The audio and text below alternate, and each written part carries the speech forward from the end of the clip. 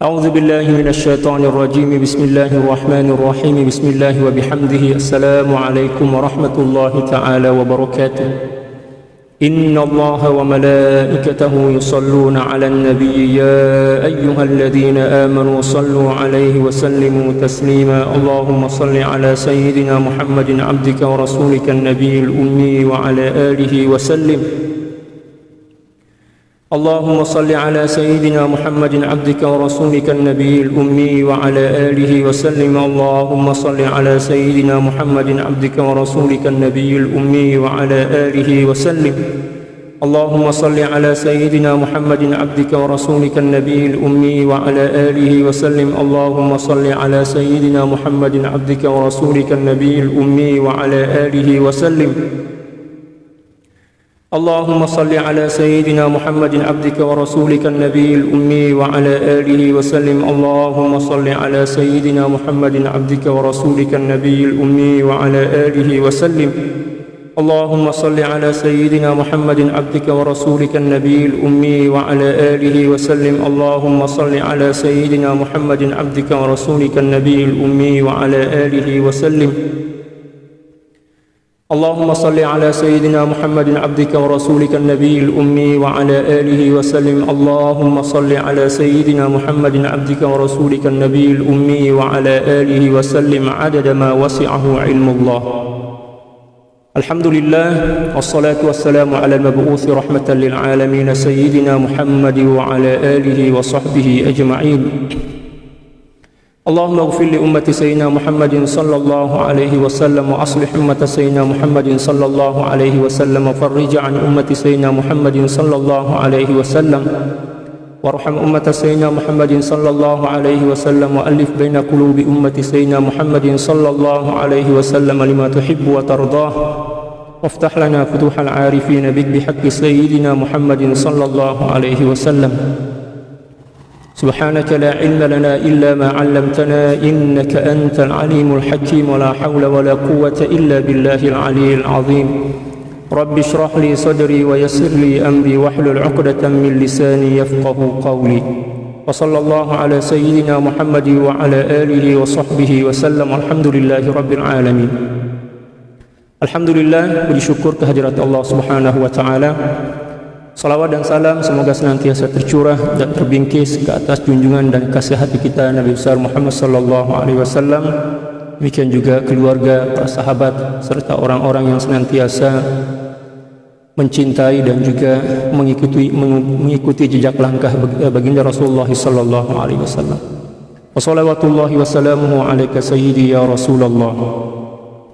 Para sahabat sekalian, insyaallah petang ini kita akan meneruskan kajian kita tentang adab dan akhlak berinteraksi dengan Al-Quran daripada kitab At-Tibyan fi Adabi Hamalatil Quran karangan daripada Sayyidil Imam An-Nawawi radhiyallahu ta'ala anhu.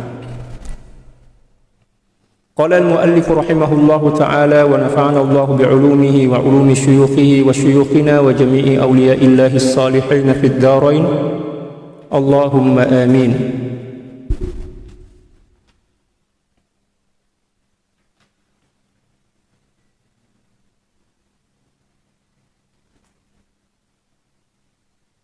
Pada muka surat 81 daripada kitab As-Sah.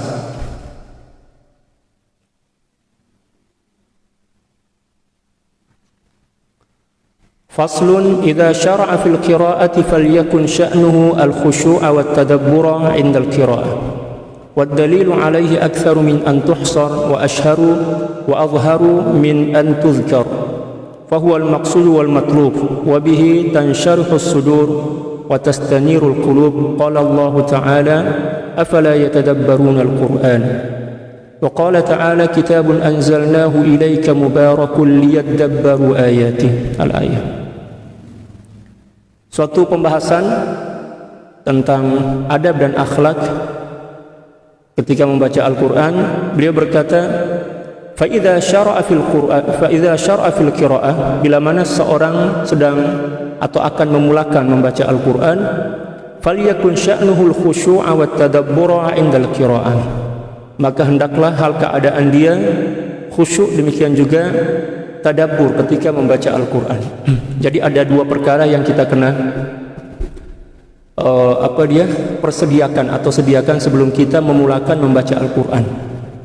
Yang pertama adalah khusyuk. Ini berkenaan dengan hati kita. Adapun berkenaan dengan adab-adab sebelum itu, diantaranya adalah dalam keadaan suci menghadap kiblat. Demikian juga berniat dengan niat yang ikhlas, dan juga menyadari atau merasai seolah-olahnya kita membaca Al-Quran di hadapan Allah Subhanahu wa Ta'ala bersama orang-orang soleh dan lain sebagainya. Nah, bila mana kita dah nak mulakan bacaan Quran tu, falyakun sya'nuhul khusyu'a wat tadabbur 'indal qira'ah. Hendaklah hal keadaan dia khusyuk dan juga tadabbur. Tadabbur maknanya memahami dan meresapi maksud dan kandungan daripada setiap ayat yang dibacanya. Nah, tentu orang yang mampu untuk mentadaburi Al-Quran ini, bacaan Al-Quran, adalah orang-orang yang memang telah mempunyai asas ilmu tentang penafsiran Al-Quran. Ya, kalau boleh belajar tafsir lah kan. Alhamdulillah sekarang banyak ya, kelas-kelas tafsir, terutama di Malaysia ini. Alhamdulillah. Agar ketika mana kita membaca Al-Quran itu hati kita lebih lebih khusyuk, demikian juga lebih meresapi maksud daripada kandungan Al-Quran tersebut dalam keadaan khusyuk dan tadabbur. Wad dalilu alaihi aktsaru min an tuhsar, dan dalil yang menggalakkan kita untuk khusyuk dan tadabbur dalam membaca Al-Quran sangat banyak. Wa ashharu wa azharu min an tuzkar, dan sangat masyhur dan juga sangat jelas ya, untuk disebutkan. Fahuwal maqsud wal matlub, dan inilah yang merupakan tujuan dan juga sesuatu yang cukup dituntut ya, ketika membaca Al-Quran, khusyuk dan tadabbur. Wabihi tansyarihus sudur, dan dengan membaca Al-Quran dalam keadaan khusyuk dan tadabbur ini, hati akan menjadi lapang.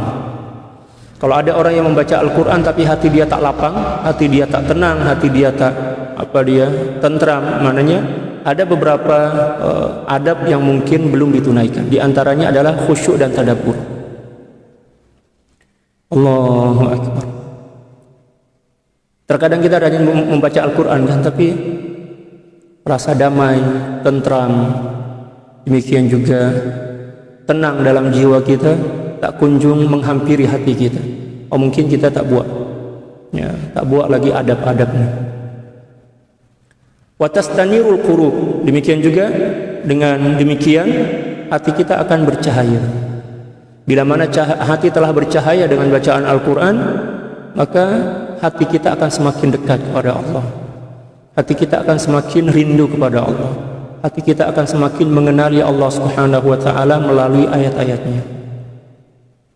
Tapi bila mana kita membaca dengan tergesa-gesa, gopo-gopo misalkan, apatah lagi bacaan itu setakat di lisan dan di tenggorokan sahaja, tak masuk ke dalam jiwa, maka bacaan Quran itu tak boleh mencipta cahaya dalam jiwa kita. Apatah lagi yang membacanya dengan tarannum yang melampau, ya kan, sampailah dia mengeluarkan seluruh tenaga dan suara dia yang merdu itu ya, cengkok-cengkok dia Masya Allah, tapi tak masuk ke dalam hati. Sebab apa? Tertipu dan juga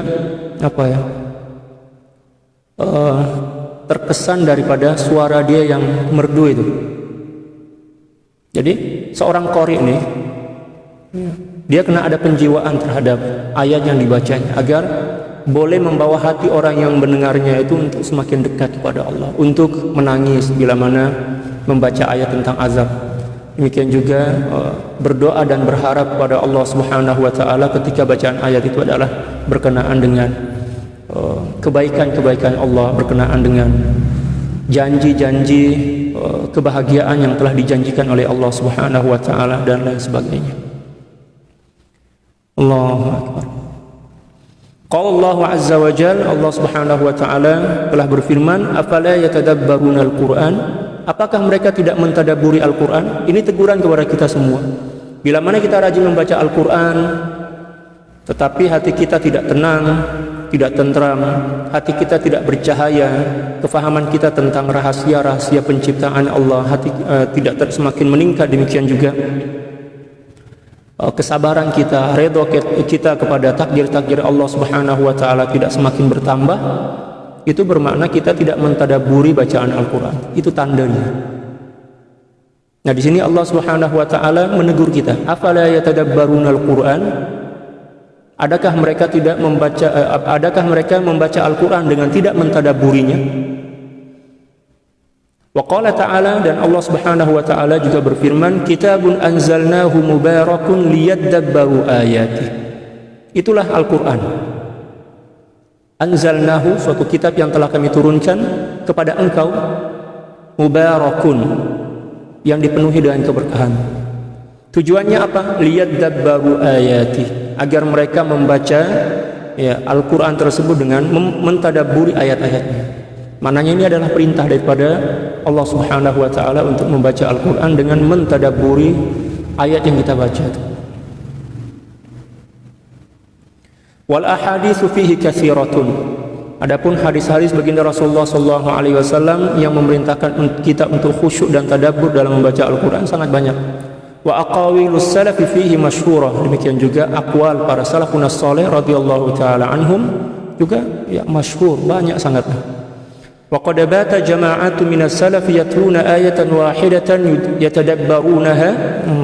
yatadabbarunaha wa yuraddidunaha ila sabah. Dan ada sekelompok ulama salaf membaca Al-Qur'an, membaca ayat, satu ayat saja, dia mentadabburi ayat itu dan membacanya berulang-ulang kali sampai menjelang subuh. Subhanallah. Jadi hal keadaan para ulama salafun salih radhiyallahu taala dalam membaca Al-Qur'an ini memang berbeza-beza. Ada yang lebih fokus kepada kuantiti bacaan, ada juga yang fokus kepada quality bacaan. Nah, seorang ulama bila mana dia fokus kepada quality bacaan dia sedikit, tapi ayat itu akan senantiasa diulang sampai menjelang sholat subuh. Kalau kita baru sekali kita baca dah bosan dah kan, sebab kita tak paham, kita tak ada ilmu berkenaan dengan ayat. Adapun salafun salih radhiyallahu taala anhum, subhanallah, membaca satu ayat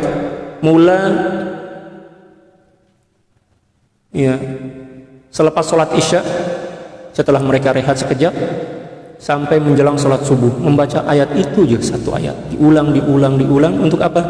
Untuk mengungkap, demikian juga menggali makna dan rahasia daripada ayat itu. Para sahabat kalian, ayat Al-Qur'an ini sebenarnya dia macam satu rangkaian, satu kesatuan yang tak boleh diasingkan, satu kesatuan yang tidak terpisahkan. Bila mana kita memahami secara mendalam satu ayat aja kita paham betul, mengikut pemahaman para ulama, kita paham dan menjiwai, itu dah cukup dah untuk membuka rahasia ayat-ayat yang lainnya. Sebab dia saling berhubungan, boleh paham? Saling berhubungan. Kita paham satu ayat tuh. Jadi Al-Qur'an ini macam komputer lah, boleh, atau macam laptop. Dia ada password dia. Kita paham password tuh, laluan kita masuk, maka seluruh file-file yang ada ke laptop itu akan terbuka. Demikian juga Al-Qur'an.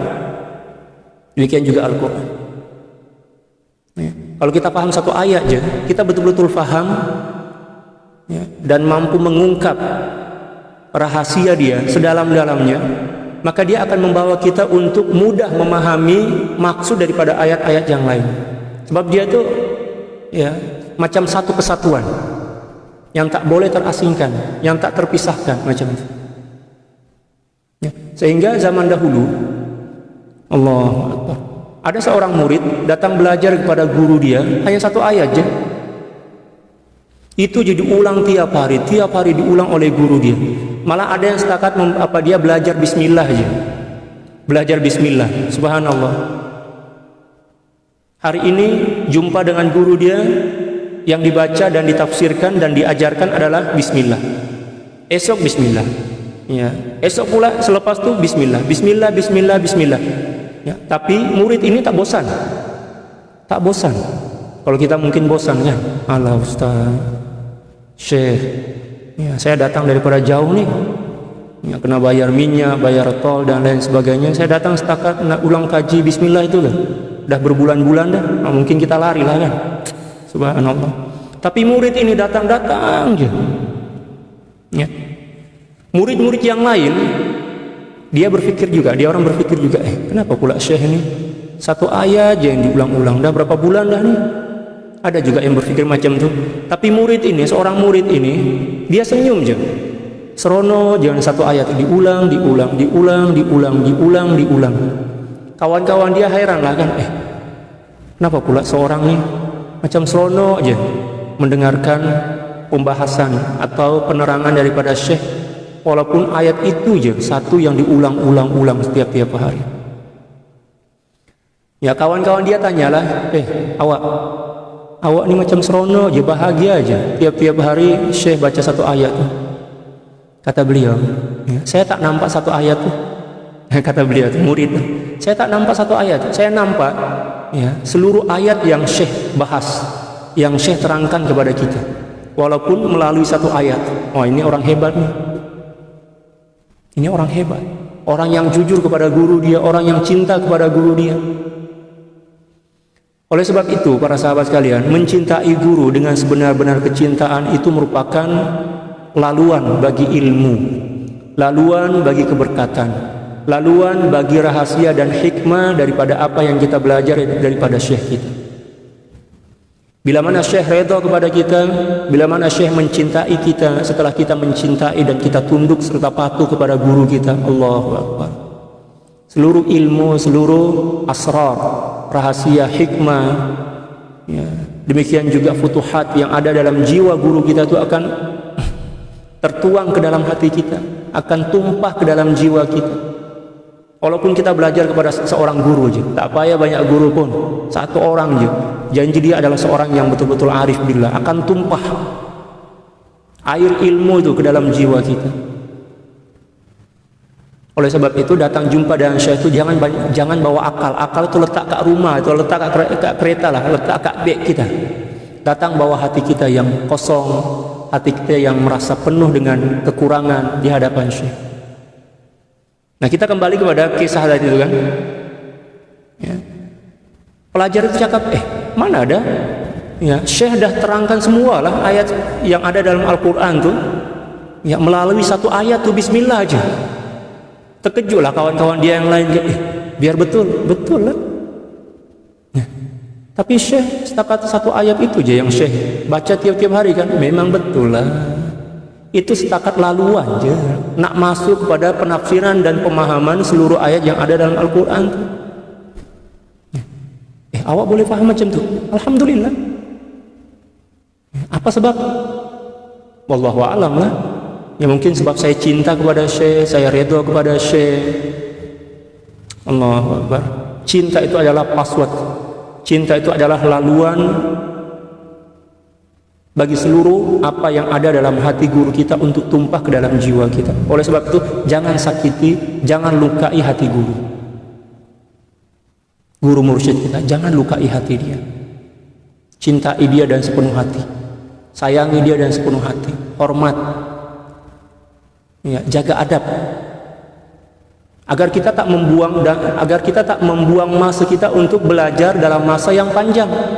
Tapi kalau kita tak jaga adab kepada guru kita, 1 juta tahun kita belajar, ilmu itu tidak akan tertuang. Masalahnya bukan pada guru, pada diri Syekh, tapi masalahnya hati kita yang tertutup. Tak ada laluan bagi ilmu dan asrar itu masuk ke dalam jiwa kita. Kena cinta kepada guru, hormati guru, jaga adab kepada guru. Seperti yang saya cerita tadi kan, hanya beberapa bulan dia datang belajar kepada guru dia, 1 ayat aja menjadi pakar tafsir. Subhanallah. Bila mana dah selesai dia belajar kepada guru dia itu, dan Syekh dia bagi kebenaran untuk menafsirkan Al-Quran, dia menafsirkan Al-Quran itu macam sungai yang tak pernah kering, macam lautan yang tak pernah kering, mengalir je air.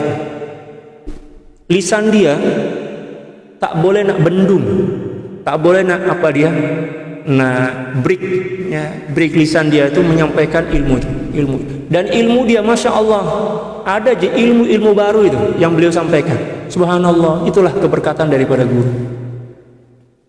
Jaga kehormatan guru, cintai dan kasihilah guru dengan sepenuh hati. Letak guru kita pada peringkat ketiga dalam hati kita. Setelah Allah, baginda Rasulullah, dan guru kita. Allah paling atas, baginda Rasulullah agak bawah. Lepas itu di bawah kita adalah guru kita. Itu susunan hati kita tuh. Itu bagi para pemula kita kan, bagi para pemula yang ada guru mursyid. Letak Allah Subhanahu wa taala di atas, yang paling atas. Yang kedua adalah baginda Rasulullah sallallahu alaihi wasallam, manakala lapisan yang ketiga adalah guru kita. Kita letak dalam hati kita. Luar biasa tadi cerita itu kan, kisah itu. Hanya beberapa bulan aja. Itu pun satu ayat. Apatah lagi kalau sekiranya syekh itu baca seluruh ayat yang ada dalam Al-Quran, mungkin dah pengsan, mungkin tak mampu nak memikul dan menampung air ilmu itu. Allahu Akbar. Itulah satu di antara rahasia mengapa para aulia itu ilmu dia orang tak pernah kering. Sebab apa? Mendapatkan futuh daripada Allah Subhanahu wa taala melalui hati guru dia.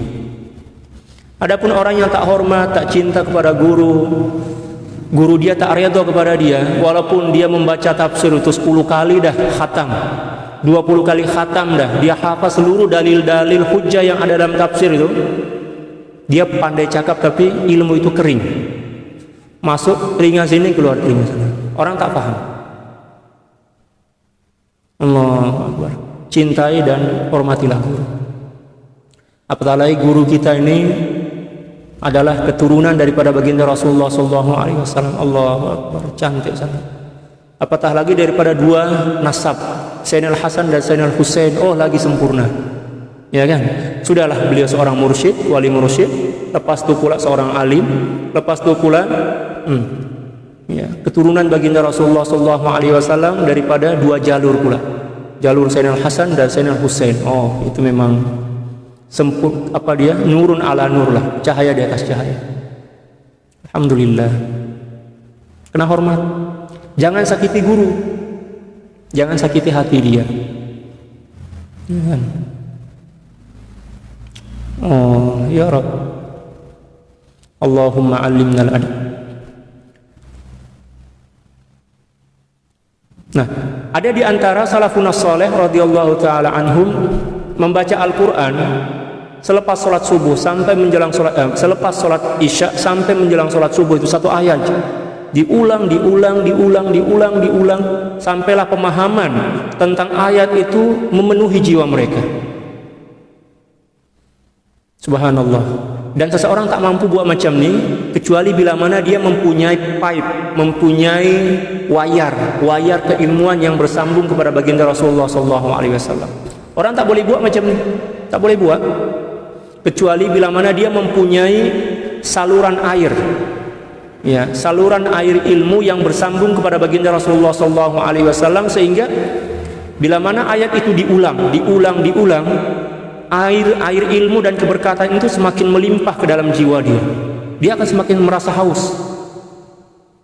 Adapun orang yang tak mempunyai sanad, yang tak mempunyai guru yang bersanad, tak mempunyai mursyid, setakat satu kali je dia baca ayat dah bosan dah, dia akan berpindah ke ayat yang lain. Orang yang boleh buat macam ni adalah orang yang setakat orang yang mempunyai pipe ilmu yang bersambung kepada baginda Rasulullah sallallahu alaihi wasallam melalui pewaris baginda Rasulullah, melalui para mursyid, wali mursyid. Subhanallah. Wa qad sa'iqa jama'atun minas salafi 'inda al-qira'ah. Dan ramai di karangan salafun saleh radhiyallahu taala an sampailah dia orang pengsan. Dalam bahasa Indonesia pingsan, kalau kita dalam bahasa Melayu ini pengsan. Ya kan? Membaca satu ayat aja pengsan dah. Sebab apa? Tak mampu nak menampung tajalli kebesaran Allah melalui ayat itu, tumpah ke dalam hati dia, terus pengsan. Kalau kita bukan pengsan tapi gelak. Baca ayat tentang azab, kita pula gelak. Allahu Akbar. Selalu nampak itu. Suara dia memang merdu lah, luar biasa. Dia mengaji, dia baca Quran dengan suara yang merdu tentang azab. Tapi nada dia itu tak sesuai dengan cerita daripada ayat itu. Sepatutnya bila mana ayat itu bercerita tentang azab, bagilah lagu atau apa dia, tak tahulah jenis lagu apa, kan lagu itu ada beberapa ini kan, ada bayati, ada nahawan, ada sika dan lain sebagainya. Ayat yang paling sedih apa dia, lagu yang paling sedih itulah sebab bercerita tentang azab. Ini pula dia baca ayat tentang azab, lepas tu gelak.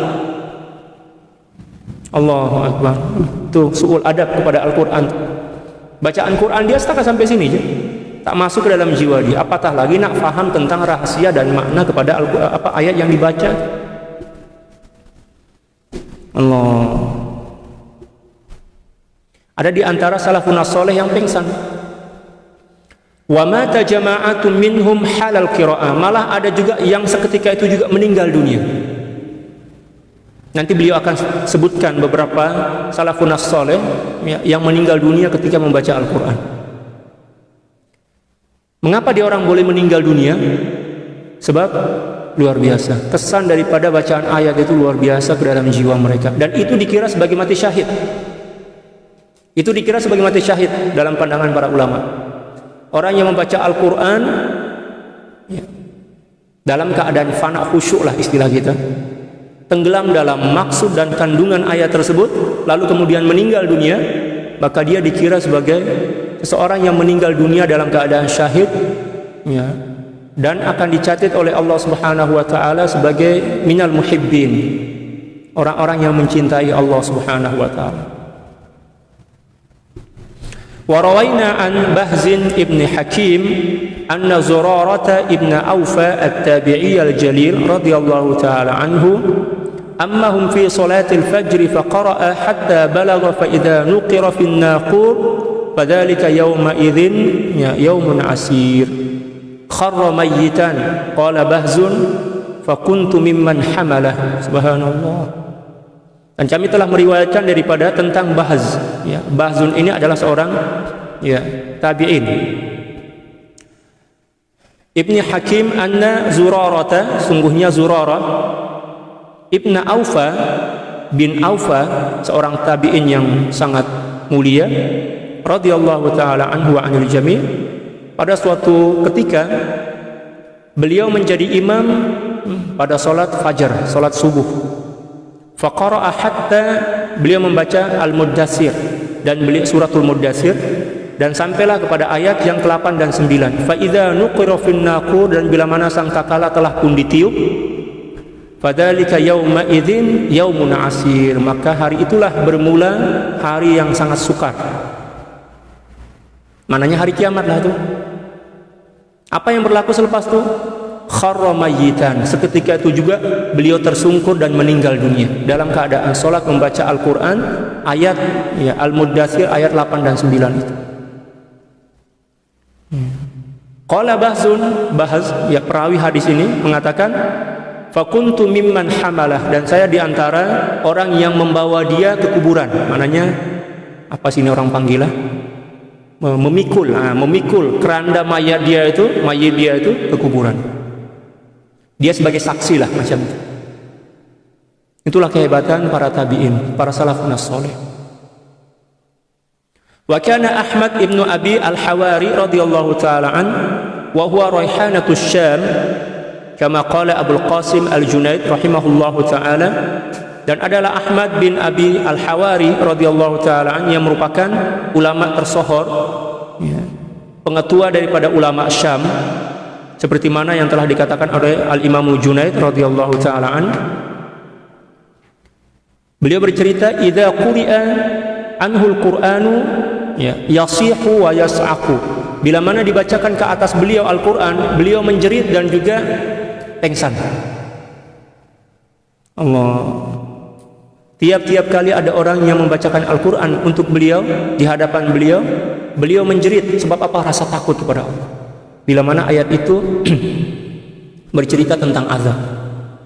Dan juga beliau menjerit bila mana ayat itu bercerita tentang janji-janji kebahagiaan yang dijanjikan oleh Allah Subhanahu wa taala di akhirat. Terlalu gembira.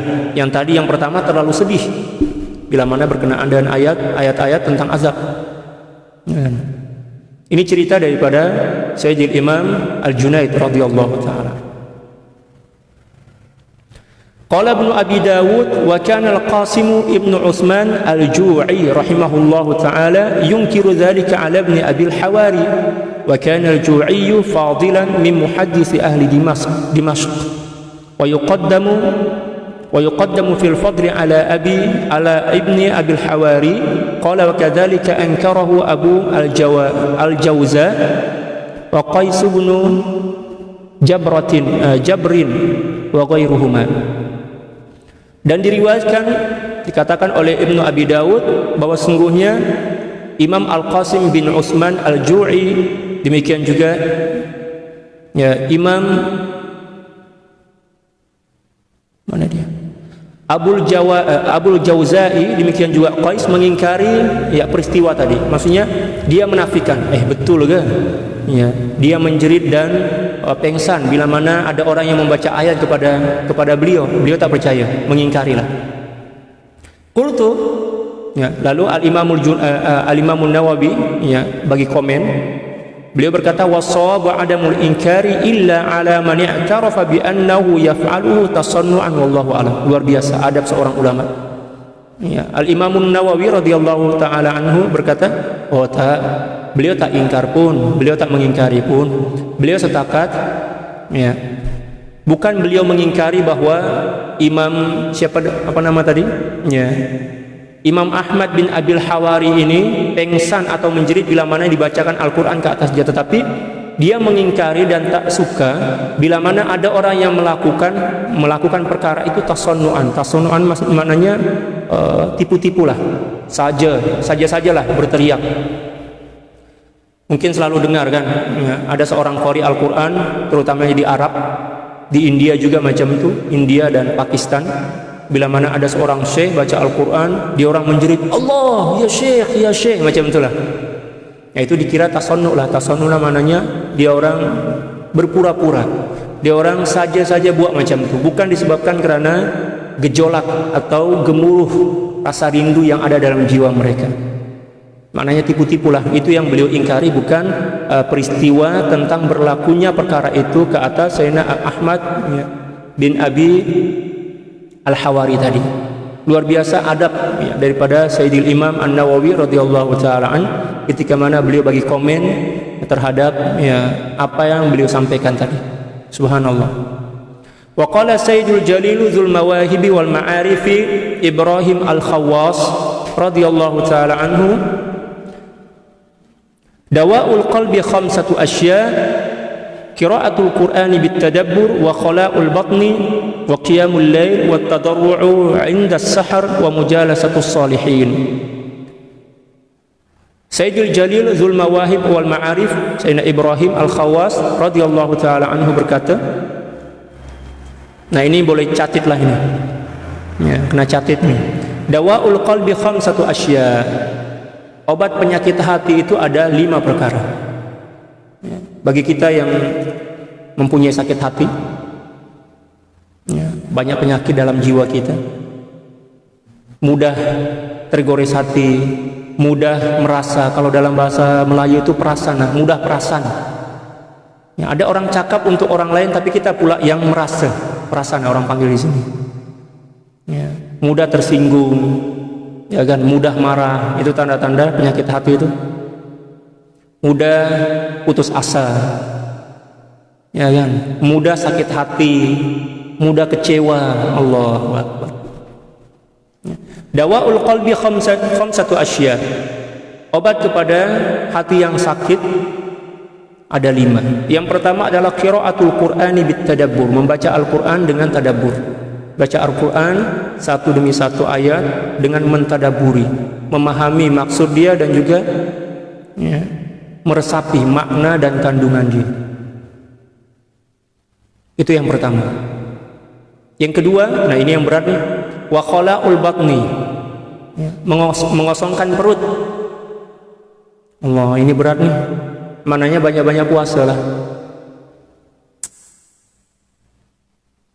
Ya, yang kaki makan tuh memang berat nih. Khala'ul ya wa khala'ul batn. Mengosongkan perut. Mananya banyak-banyak berpuasa. Jangan setakat mengosongkan tapi kita tak berpuasa sebab rugi kan. Ya. Buat aja sekali puasa sekali. Ya, puasa sekali lah. Rajin-rajin berpuasa. Kalau boleh ya mulakan dengan puasa Isnin dan Khamis. Buat beberapa bulan, bila mana kita dah terbiasa dah, ya, campur pula dengan ya, puasa 3 hari di setiap awal bulan Hijrah, demikian juga di akhirnya. Tapi kita ambil yang awal bulan je dulu, awal bulan. Kita biasakan dulu, kita latih diri kita. Dah terbiasa dah, ambil pula 3 hari hujung bulan Hijrah. Dah terbiasa dah, lepas tu barulah ambil 3 hari pertengahan bulan Hijriah. Ya. Saumul ya, bid nama dia, puasa putih. Maksud daripada puasa putih adalah puasa yang kita lakukan dikala ya bulan itu berada pada cahaya yang paling terang, tanggal 13, 14, 15 setiap pertengahan bulan Hijriah. Itulah puasa yang selalu baginda Rasulullah SAW amalkan. Tapi kita kena amalkan secara tadrijian, secara berperingkat.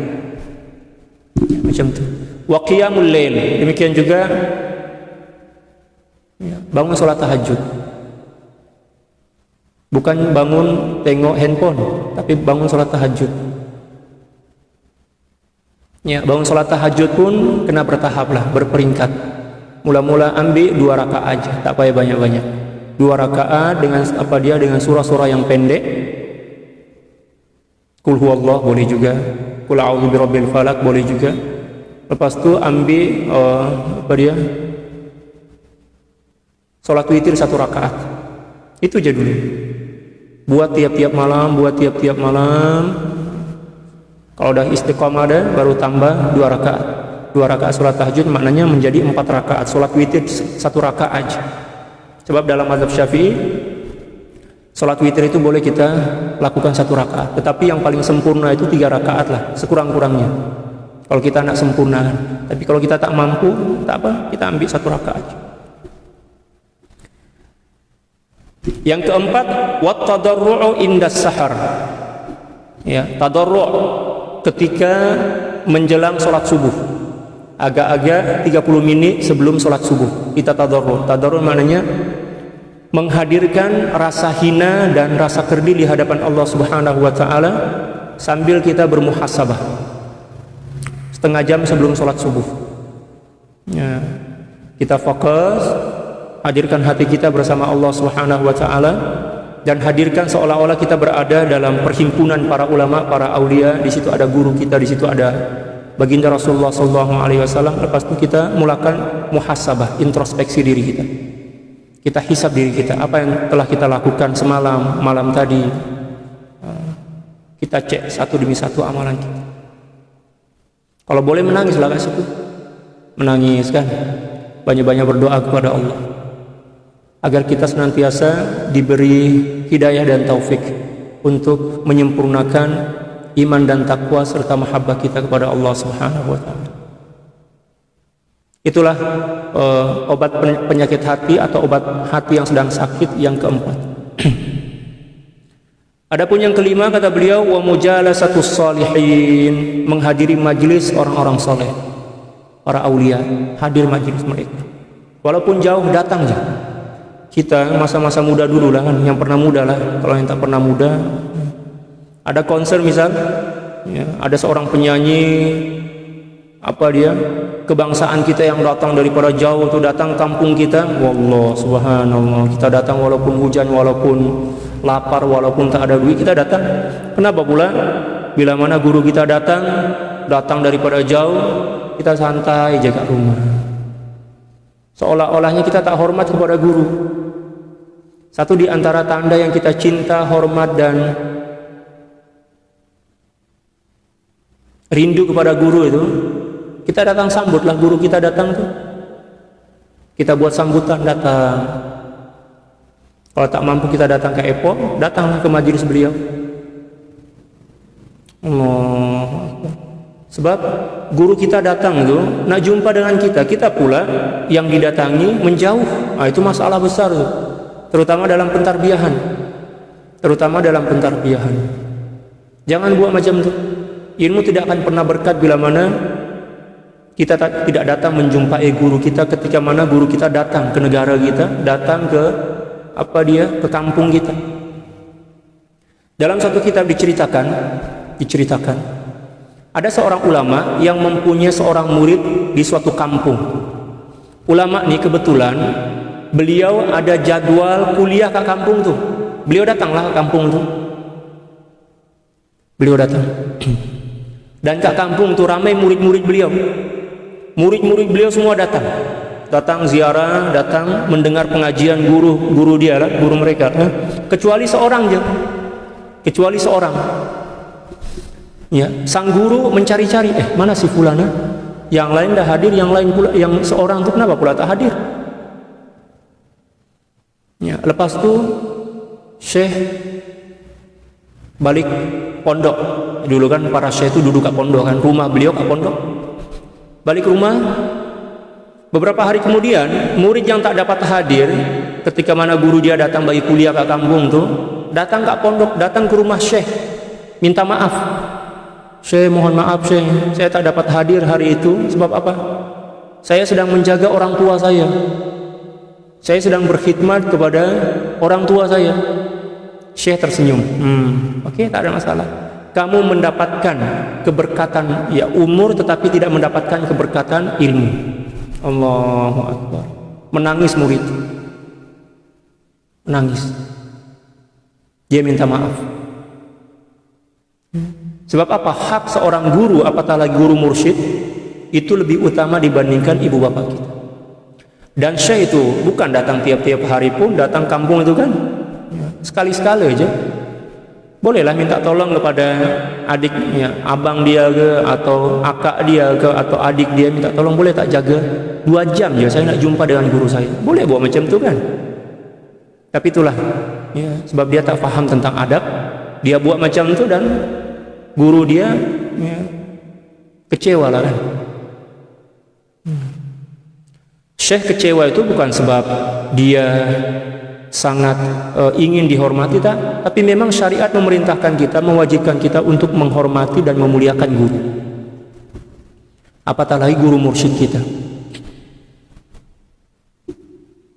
Nah, itulah 5 obat bagi hati yang sedang sakit.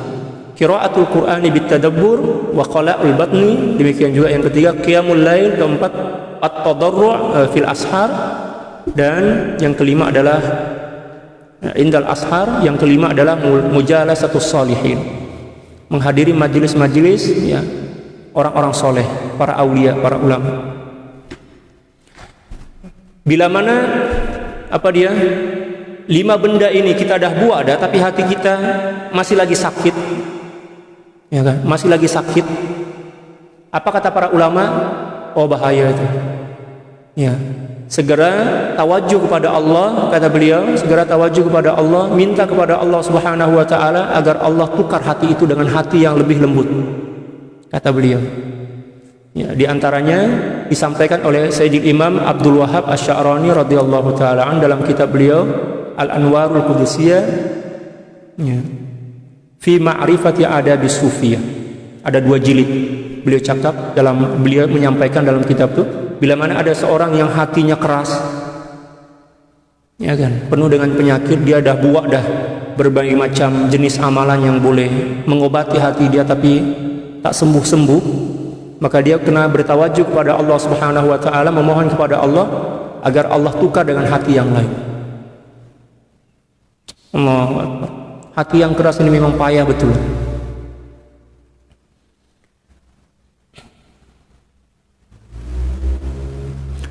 Faslun fi istihbab tardidil ayati litadabburi. Qad qaddamna fil fasli qablahu al-hatha 'ala at-tadabbur wa bayani mawqi'ihi. Pasal yang menjelaskan tentang sunnah mengulang-ulang satu bacaan satu ayat dengan tujuan untuk mentadaburi. Sunnah hukumnya. Sunnah, kita ulang. Qul huwallahu ahad. Qul huwallahu ahad. Qul huwallahu ahad. Sampai betul-betul maksud dan kandungan ayat itu melekat dalam jiwa kita. Sampai betul-betul kita mampu meresapi dan menghayati ya, daripada isi kandungan daripada ayat yang kita baca. Qad qaddamna fil fasl qablahu al-hasa 'ala tadabbur. Kami telah menjelaskan pada fasal sebelum ini tentang galakan atau perintah untuk mentadabburi Al-Qur'an. Wa bayani mauqi'ihi, demikian juga menjelaskan tentang tempat-tempat ya kita perlu ya mentadabburi Al-Qur'an. Ada beberapa ayat yang memang kita kena kalau boleh kita ulang ayat itu agar kita boleh memahami maksud dan kandungannya. Wa ta'assuri salafi bih, demikian juga keberkesanan cara macam itu kepada hati para salafun saleh. Maksudnya para salafun saleh banyak melakukan perkara itu. Wa raina an Abi Dzar radhiyallahu taala anhu qala qama an-nabiy sallallahu alaihi wasallam bi ayatin yuraddiduha hatta asbaha wal ayatu in tu'adzibuhum fa innahum ibaduk wa in taghfir lahum fa innaka antal azizul hakim. Diriwayatkan daripada Sayyidina Abu Dzar Al-Ghifari radhiyallahu taala an, beliau berkata bahwa baginda Rasulullah sallallahu alaihi wasallam pernah salat di suatu malam. Beliau mengulang satu ayat sampai menjelang salat subuh. Allahu akbar. Dan ayat tersebut adalah in tu'adzibuhum fa innahum ibaduk wa in taghfir lahum fa innaka antal azizul hakim. Suratul Maidah ayat 118. Ayat itu yang diulang oleh baginda Rasulullah sallallahu alaihi wasallam sampai menjelang salat subuh. Maksudnya apa? In tu'adzibuhum, ya Allah, bila mana engkau hendak mengazab mereka, menyiksa mereka, umat-umatku ya Rasul, ya Allah, fa innahum ibadu, mereka itu adalah hamba-hambamu jua.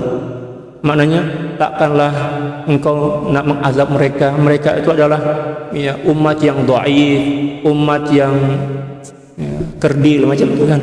Maknanya baginda Rasulullah sallallahu alaihi wasallam memohon syafaat kepada Allah Subhanahu wa taala melalui ayat itu. Ya Allah, janganlah, maksud daripada ayat, janganlah engkau seksa umatku ya Allah, ya Allah. Umatku ini adalah umat yang lemah, umat yang terdil. Ya kan? Ya, banyak kekurangan, maafkanlah mereka macam itu. Sampai beliau menangis. Sampai beliau menangis sampai menjelang salat subuh. Wa in taghfir lahum fa innaka antal azizul ghafur. Dan bila mana engkau mengampuni mereka, maka sesungguhnya engkau adalah Tuhan yang maha perkasa dan ya, maha bijaksana. Fa innaka antal azizul hakim. Aziz yang perkasa, al-hakim yang bijaksana. Itulah satu di antara ayat yang dibaca oleh baginda Rasulullah sallallahu alaihi wasallam sampai menjelang salat subuh nak minta syafaat untuk umat beliau. Subhanallah, betapa rindu, betapa cinta dan sayangnya baginda Rasulullah sallallahu alaihi wasallam kepada kita semua. Tapi kita yang tak sayang diri kita, kita yang tak sayang baginda Rasulullah sallallahu alaihi wasallam. Wa an Tamim ad-Dari radhiyallahu taala anhu annahu qarrara hadhihi al-ayata hatta asbaha am hasiba alladhina ijtarahu as-sayyi'ati an naj'alahum kalladhina amanu wa 'amilus shalihat. Demikian juga diriwayatkan daripada Sayyidina Tamim ad-Dari. Sayyidina Tamim ad-Dari ini adalah seorang Nasrani yang masuk Islam.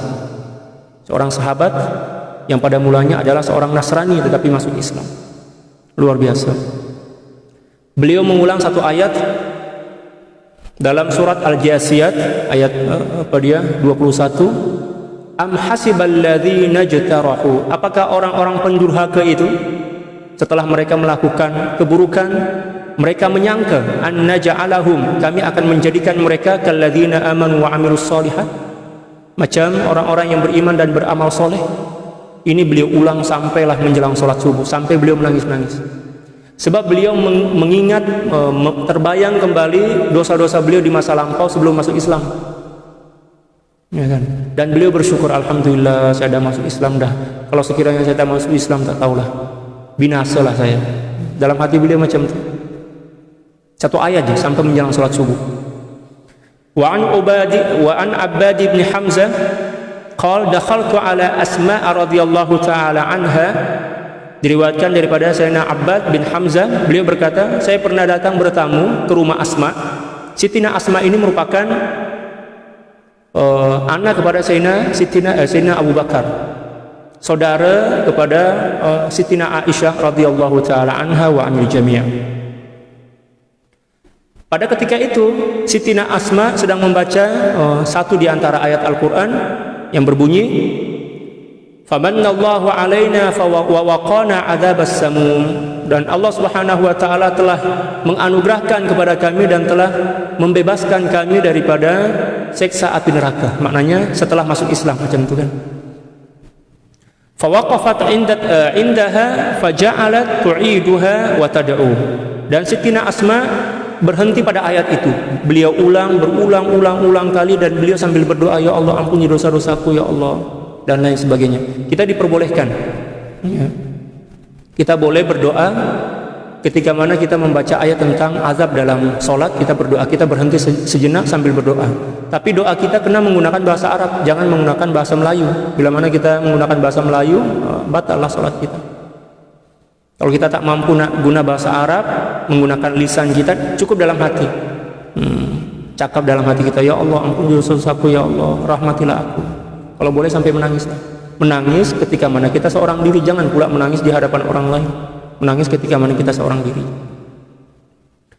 Fatalat alayya dzalik, dan beliau melakukannya ya, terlalu lama sehingga saya merasa, oh ini panjang sangat nih, lama sangat saya menunggu. Fadhahabtu ila suq, kemudian ya, beliau pergi ke pasar untuk beli barang sejenak. Faqadaitu hajati, dan saya menunaikan keperluan saya, beli barang ke pasar itu. Summa raja'tu wa hiya tu'iduha wa tad'u. Kemudian saya datang balik ke rumah Siti Asma dan saya menjumpai Siti Asma sedang mengulang kembali ayat itu. Masih lagi mengulang kembali ayat itu. Berjam-jam lah itu. Wa rawaina hadhil qissata an Aisyah radhiyallahu taala anha, dan kisah ini atau peristiwa ini kami riwayatkan daripada Sittina Aisyah radhiyallahu taala anha. Maknanya saudari beliau lah yang ceritakan. Subhanallah. Wa raddada Ibnu Mas'ud radhiyallahu taala anhu, "Rabbi zidni ilma." Demikian juga Sayyidina Abdullah bin Mas'ud selalu mengulang satu ayat dalam Al-Qur'an dalam surat Thaha ayat 114, "Rabbi zidni ilma, Rabbi zidni ilma, Rabbi zidni ilma." Ya Allah, tambahkanlah ilmuku, tambahkanlah ilmuku, tambahkanlah ilmuku. Itu yang beliau ulang. Tak tahulah sampai ratus sampai ribu kali. Patutlah Allah Subhanahu wa taala penuhkan dada beliau, jiwa beliau dengan ilmu, sebab satu di antara amalan beliau adalah ayat ini, "Rabbi zidni ilma, Rabbi zidni ilma, Rabbi zidni ilma." Ya Allah, tambahkanlah ilmu dan kepahaman kepada saya. Tambahkanlah ilmu dan kepahaman kepada. Boleh kita amalkan? Sila amalkan bagi yang ingin mengamalkannya. Wa raddada Sa'id bin Jubair, "Wattaqu yawman turja'una fihi ila Allah." Demikian juga Sayyidina Sa'id bin Jubair selalu mengulang satu ayat dalam suratul Baqarah ayat 281, "Wattaqu yawman turja'una fihi ila Allah." Takutlah kalian kepada suatu hari di mana Allah Subhanahu wa taala mengembalikan kalian semua kepadanya. Maknanya hari kiamatlah, berjumpa dengan Allah. Sayyidina Sa'id bin Jubair mengulang bacaannya sampailah beliau menangis.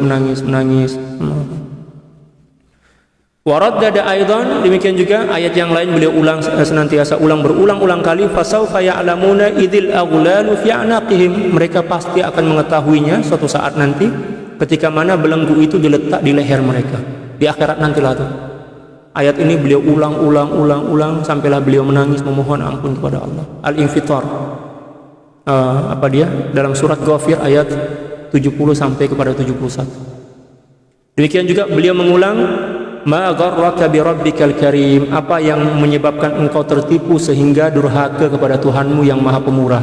Allah. Suratul Infitar ayat ke-6. Wa kana ad-Dhahhak idza tala qaulahu ta'ala. Sayyidina Dhahhak bila mana membaca satu ayat dalam Al-Qur'an, firman Allah Subhanahu wa taala, "Lahum min fawqihim dhulalun minan nari wa min tahtihim dhulal yuraddiduha ila as-sahar." Bila mana beliau membaca satu ayat dalam surah Az-Zumar ayat 16, "Lahum min fawqihim dhulalun minan nar." Ya. Bagi mereka daripada atas, dhulalun minan nar, lapisan api daripada neraka. Ini nanti di akhirat bagi orang-orang kafir. Daripada kepala mereka lapisan api neraka yang akan datang menghimpit. Ya. diri mereka, wa min tahtihim zulal, demikian juga daripada diri mereka. Maknanya api neraka itu berlipat-lipat daripada atas dan bawah, akan membakar mereka, orang-orang yang durhaka kepada Allah, orang-orang yang ingkar kepada Allah. Yuraddiduha ila sahar, beliau mengulang ayat ini sampai menjelang salat subuh, sampai kepada sahur, ya, 30 menit 20 menit sebelum salat subuh. Allahu Akbar. Faslun fil bukai inda qiraatil Quran, pasal atau pembahasan yang menjelaskan tentang menangis ketika membaca Al-Quran. Wallahu subhanahu wa ta'ala a'la wa a'lam. Cukup sekian.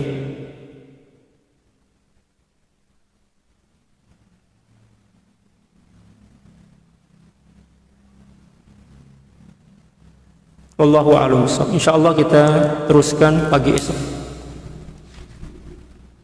Subhanaka la ilma lana illa ma 'allamtana innaka antal alimul hakim wa la hawla wa la quwwata illa billahil aliyyil azim. Inna Allaha wa malaikatahu yusalluna 'alan nabiy ya ayyuhalladzina amanu sallu 'alaihi wa sallimu taslima. Allahumma salli 'ala sayyidina Muhammadin 'abdika wa rasulika an-nabiyil ummi wa 'ala alihi wa sallim. Allahumma salli 'ala sayyidina Muhammadin 'abdika wa rasulika an-nabiyil ummi wa 'ala alihi wa sallim. Allahumma salli ala sayyidina Muhammadin 'abdika wa rasulika an-nabiyil ummi wa 'ala alihi wa sallim. Allahumma salli ala sayyidina Muhammadin 'abdika wa rasulika an-nabiyil ummi wa 'ala alihi wa sallim.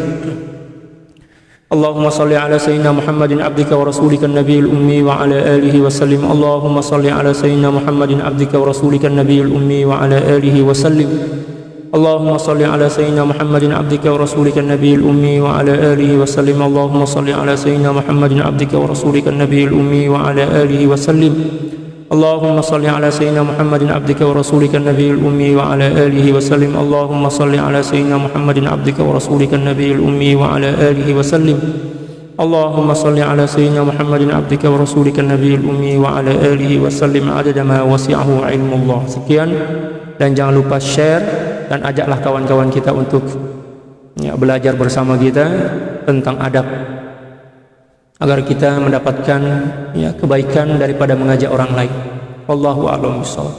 Sekian, wallahul muwaffiq wal hadi ila sabilir rasyad wal afu minkum. Assalamu alaikum warahmatullahi taala wabarakatuh.